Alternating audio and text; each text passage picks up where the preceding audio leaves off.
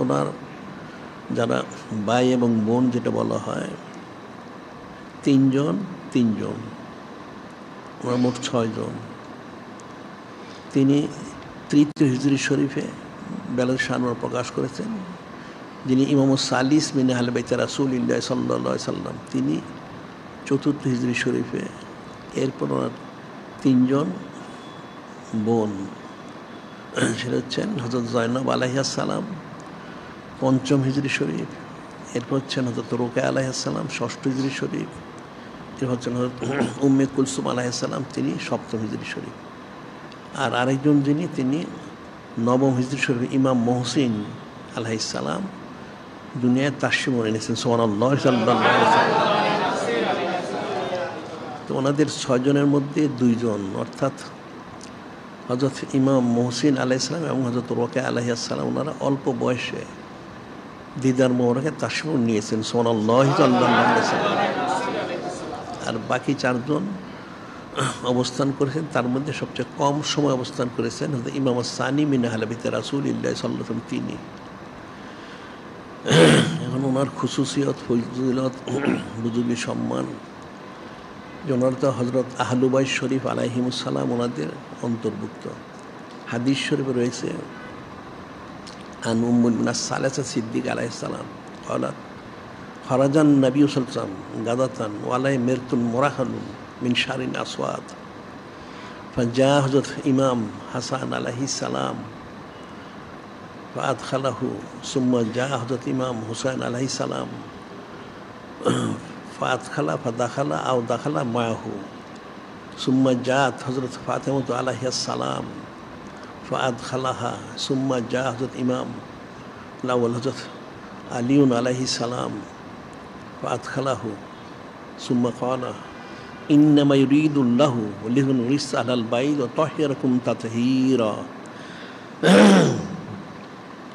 এই হাদিস শরীফে ইরশাদ করা হচ্ছে,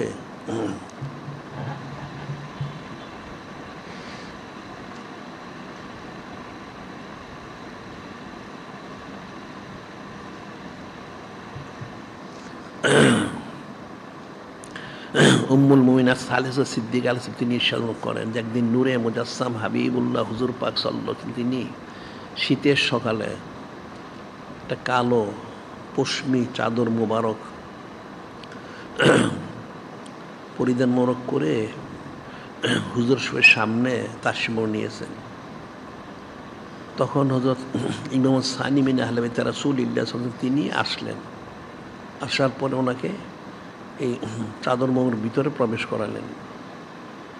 এরপরে ইমাম সালিস বিন আহলে বাইত রাসূলিল্লাহ সাল্লাল্লাহু আলাইহি ওয়াসাল্লাম, তিনি তাশরিফ আনলেন, ওনার সাথে ওনাকেও প্রবেশ করালেন।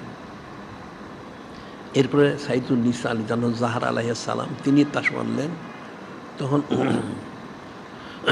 ওনাকেও চাদর মোবারকের ভিতরে প্রবেশ করালেন।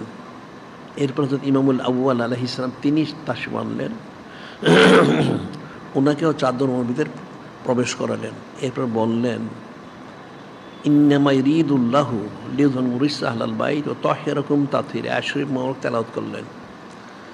নিশ্চয় যিনি খালিক, যিনি মালিক রহমাল্লাহ, তিনি চান হযরত আহলু বাইত শরীফ আলাইহিমুস সালাম থেকে সমস্ত অপবিত্র দূর করে পবিত্র করার মতো পবিত্র করতে। এরপর আবার বললেন সুম্মা ক্বালা আল্লাহুম্মা হাউলাই আহলু বাইতি ওয়া খাসাতি আযহিব আনহু রিসা তাহিরুম তাতহীরা।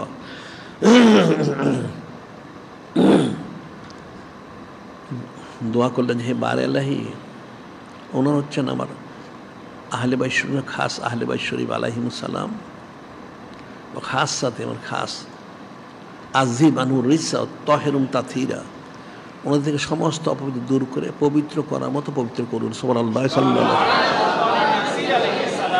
অর্থাৎ ওনাকে পবিত্র করার মতো পবিত্র করা হয়েছে। সুবহানাল্লাহ, সাল্লাল্লাহু আলাইহি ওয়াসাল্লাম। আর এই হাদিস শরীফের দ্বারা এটা স্পষ্ট বর্ণনা করা হয়েছে, ইরশাদ করা হয়েছে যে ওনারা হযরত আহলু বাইত শরীফের খাস ব্যক্তিত্ব। সুবহানাল্লাহ, সাল্লাল্লাহু আলাইহি ওয়াসাল্লাম।